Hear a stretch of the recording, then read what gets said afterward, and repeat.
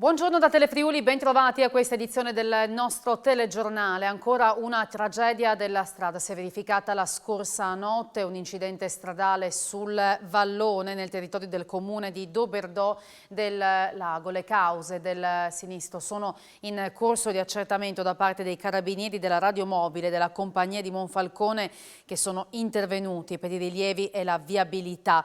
Il conducente di un'auto ha perso il controllo, l'auto è così finita fuori strada e purtroppo per la passeggera, una ragazza di 29 anni di Faedis, non c'è stato nulla da fare, ha perso la vita nonostante il tempestivo intervento dei sanitari inviati dalla centrale Sores. Sul posto sono intervenuti anche i vigili del fuoco del distaccamento di Monfalcone. C'è stato un intervento impegnativo, ieri pomeriggio si è concluso in serata in un'area appartata e selvaggia delle Dolomiti Friulane sotto la cima del Monte Domanzon a quota 1968 metri. A richiedere aiuto sono stati 3 escursionisti friulani che erano partiti da Forcella Clautana per compiere l'ascensione al monte lungo un itinerario solcato soltanto da un difficile sentiero di cacciatori a 5-6 ore di cammino da Fondovalle. Quando si trovavano su un tratto di cresta sotto la cima, un po' per la spossatezza, un po' per la nebbia che impediva la visibilità, hanno chiesto di essere recuperati e quindi è stato inviato l'elicottero con 3 soccorritori portati in quota e sono sbarcati in una finestra di visibilità, poi attrezzando con chiodi e altre protezioni gli ultimi 100 metri su un versante molto ripido, riuscendo dunque a raggiungere i 3 portandoli non senza difficoltà a valle, sempre a causa della nebbia. Gli escursionisti sono un uomo di Treppo Grande, uno di San Daniele e un altro di Udine. La scorsa notte la Polizia di Stato di Trieste ha denunciato per resistenza pubblico ufficiale un cittadino tunisino che poco prima delle 2 aveva visto negato l'accesso a un centro di assistenza in via Udine e ha colpito ripetutamente il portone e le vetrate della struttura, ha inveito poi contro gli operatori di una volante arrivata sul posto ponendo resistenza. Sempre la scorsa notte, per fare ritorno a casa, un triestino del 72 ha infranto la vetrata del portone d'ingresso di uno stabile di via Galilei. L'uomo è stato denunciato. È stata una nottata lunga per i vigili del fuoco di Udine che sono dovuti intervenire più volte fino alle 2 di notte per una serie di incendi dolosi in via Brigata Divisione Osopo, dove qualcuno a più riprese ha incendiato 10 cassonetti dei rifiuti. I danni sono in corso di quantificazione. Parliamo di saldi, la zona bianca e la ripresa delle cerimonie fa sorridere i negozi di abbigliamento, una vera e propria corsa all'affare ma con responsabilità. Sentiamo lo storico imprenditore Gianni Arteni. La signora è pronta per i saldi, per fare gli acquisti? Un po'. I soldini ci sono pochi. Di che cosa ha bisogno, che cosa vuol comprare? Io comprerei tante robe perché mi piacciono. Però arriva fino lì. Ecco. Bisogno, non c'è bisogno, adesso è tutta un'altra cosa, bisogna comprare quella roba perché ha l'amica, capito? Shopping mano nella mano, mamma e figlia. A che cosa punta, visto che oggi sono iniziati i saldi? Ma scarpe principalmente e qualcosa per lei, qualcosa di giovane per lei. Un sogno nel cassetto per quello che riguarda l'abbigliamento? Oh, beh, a me piacciono tantissimo i vestiti lunghi, quindi vestiti lunghi e tacchi alti. 83. Cosa abbiamo riservato? Una giacca nuova per mia moglie. E per te? No, per me niente. Solo per tua moglie. Quanto hai risparmiato quei saldi? Vedendo il prezzo dichiarato sono 49 euro di risparmio. Vado dalla signora. Che cosa vuol comprare? Un vestiti? Quanti? 2 o 1. Ha già pensato al colore? Sì, blu. Cosa sta cercando, signora? Qualcosa che mi colpisca. Senta, i saldi forse aiutano. Sì. Se Per- si trovano le cose, sì. Per ora non ha acquistato nulla. No, sono appena entrata.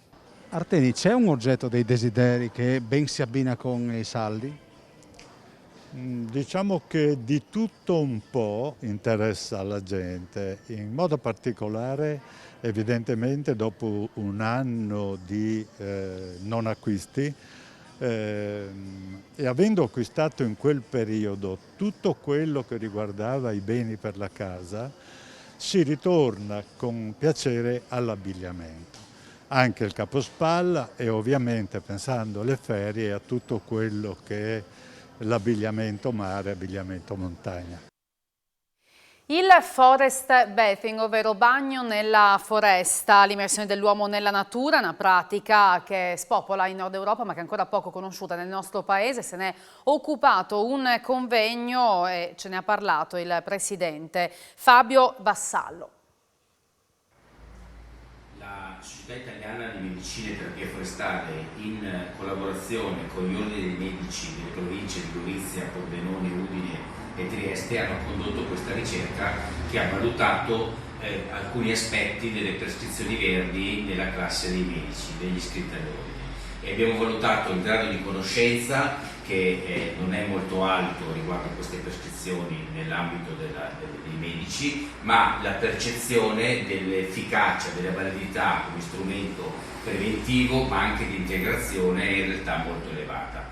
Ci sono alcune caratteristiche che vengono individuate dagli ordini, dai medici riguardo alle caratteristiche che questa terapia forestale deve avere, ovvero deve essere svolta in ambiente con una ricca concentrazione di alberi che abbia la possibilità di emettere quindi le sostanze volatili organiche di una concentrazione elevata e possibilmente devono essere percorsi quindi validati con delle esperienze cliniche, con delle esperienze scientifiche possibilmente pubblicate. Esiste però emerge la necessità e l'esigenza da parte dei colleghi iscritti agli ordini di avere un sistema organizzativo che possa gestire i flussi informativi riguardo questo tipo di attività, la loro organizzazione e anche la loro dimostrazione di efficacia nell'ambito delle specifiche patologie in oggetto. Si è concluso a Udine il Far East Film Festival, vediamo com'è andata, a chi sono andati i premi.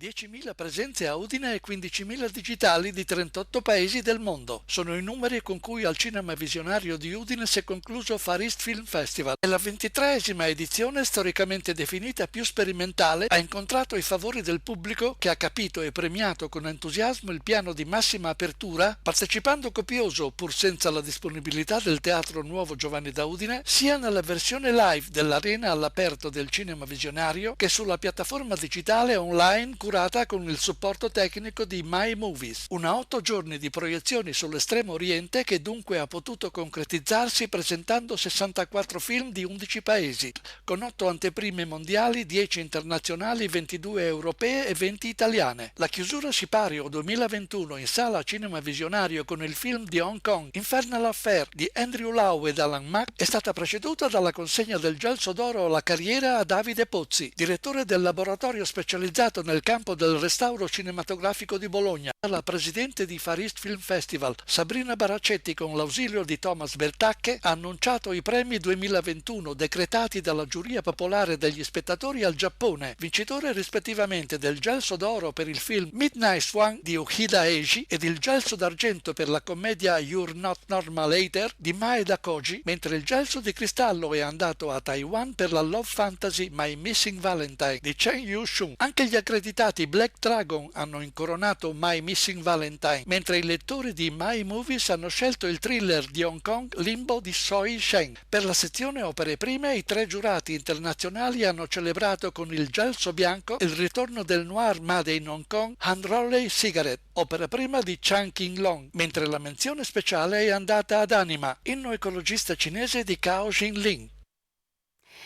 Ieri sera a Lignano il meeting internazionale di atletica leggera ha visto tanti protagonisti, futuri protagonisti. A Tokyo, una su tutte Len Thompson, che nei 100 ha fermato 11.03 il cronometro, firmando il record della manifestazione. Momenti molto toccanti, poi con il ricordo e un omaggio ad Alessandro Talotti.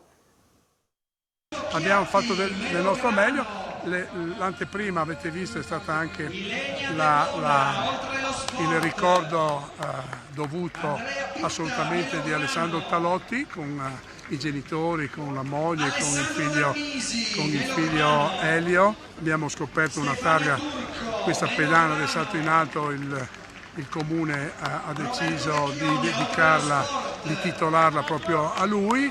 Abbiamo anche dato un riconoscimento a Massimo Di Giorgio che 40 anni fa saltò primo in Italia e fra i migliori in assoluto al mondo, allora 2,30 m, e quindi abbiamo dato anche questi riconoscimenti.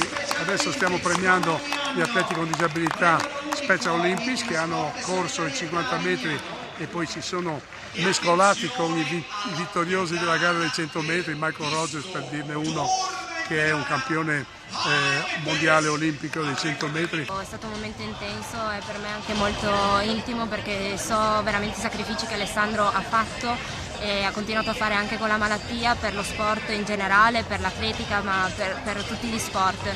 E vedere queste riconoscenze per lui mi dà motivo di orgoglio, perché so che è, perché per me è ancora qui con me, una bellissima persona e io sono veramente onorata di aver fatto parte del suo percorso, di aver visto come lavorava per lo sport e niente, sono emozionata. E qui Lignano la porterò sempre nel cuore, perché so che per lui era come una seconda casa. E ieri sera si sono conclusi gli europei di softball, ospitati dal Friuli Venezia Giulia, trionfo azzurro. 11 vittorie su 11 e 12° titolo europeo, il secondo consecutivo. L'Italia festeggia una cavalcata trionfale, perfetta nell'europeo di casa in Friuli Venezia Giulia. Sul diamante di Castions di Strada le azzurre superano l'Olanda per 9-5. Nonostante il primo vero momento di difficoltà vissuto nel primo inning con 3 punti subiti, ne avevano subito uno solo nelle prime 10 partite, l'Italia ribalta la gara con un'autorità e una convinzione che avrebbero reso orgoglioso il condottiero di questa squadra, Enrico Oblater, venuto a mancare qualche mese fa. Il margine poi aumenta grazie a 3 fuoricampo, 15 valide e ad una sensazionale solidità collettiva. Nel 7° inning non basta la reazione d'orgoglio dell'Olanda. Per la capitana Erika Piancastelli è stata una giornata indimenticabile. Da lei una lode particolare a Greta Cecchetti, protagonista di una partita magica. Pensa al domani il presidente federale Andrea Marcon. Questa vittoria ha tantissimi significati, è una sequenza di emozioni fortissime che abbiamo vissuto giorno per giorno e il ricordo di Enrico è stato ancora più forte ed emozionante in questa finale. Anche da lui una lode per Greta Cecchetti, che ha messo in campo una personalità eccezionale, ma, aggiunge, non dimentichiamo che la partita l'ha chiusa una ragazza di 19 anni. È iniziato il futuro. Ora, infatti, le azzurre sono attese da un'altra avventura straordinaria nelle prossime settimane a Tokyo, nel torneo olimpico. Il TG torna stasera alle 19. Grazie per averci seguito e buona domenica.